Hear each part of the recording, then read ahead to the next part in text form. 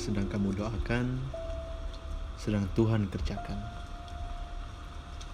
Percayalah, semua akan indah menurut rencananya dan waktunya. Setiap orang pernah mengalami masa sulit dalam hidupnya. Kesedihan, kepahitan, kekecewaan, kehilangan orang yang dicintai, kesulitan keuangan, penyakit yang belum terobati, difitnah, dihina, dikhianati, saat dimana orang yang sudah kamu bantu ternyata memanfaatkan kamu. Kalau kamu sedang melalui masa-masa sulit itu, saat ini juga saya ingin katakan kepada kamu, semua akan baik-baik saja. Ya, kamu akan baik-baik saja. Walaupun mungkin situasi kita berbeda, tapi saya pun pernah mengalami masa-masa sulit itu, kesedihan itu, kepahitan itu, dan saya tahu rasanya. Saya tahu rasanya ketika pertama kali mendengar kabar buruk itu. Kaget, lalu tidak terima. Dalam lubuk hati, kita masih berharap dan menolak untuk menerima apa yang terjadi. Gak mungkin lah, masa sih dia tega? Enggak. Kayaknya ini tidak benar. Sungguh tidak bisa dipercaya. Tapi itulah realita. Kadang tidak semua terjadi sesuai yang kita harapkan. Tapi sebenarnya justru rasa pahit itulah yang menyadarkan. Saya juga tahu rasanya ketika kita marah terhadap keadaan, marah kepada diri kita sendiri. Duh, kok bisa sih aku sebodoh itu? Kenapa aku tidak membiarkan ini terjadi? Kenapa aku percaya saja? Kenapa selama ini aku tidak pernah melihat? Apa salah saya? Marah, kesal, sedih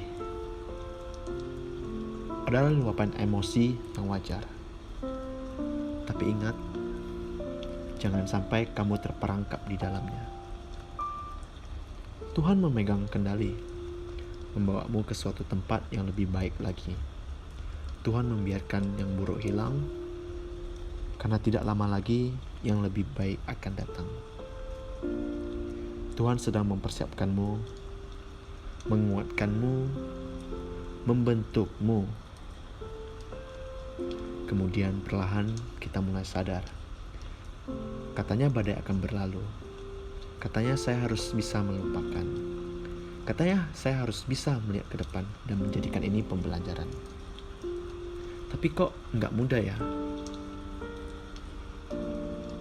Memang tidak mudah. Namanya juga manusia. Tapi saat ini saya ingin mengingatkanmu. Sama seperti saya mengingatkan diri saya. Ketika saya mengalami masa sulit itu, kamu ada dua pilihan. Give up or get up. Menyerah dan membiarkan hal tersebut menghancurkanmu, atau bangkit dan menjadikannya sebuah pelajaran yang membuatmu bertumbuh.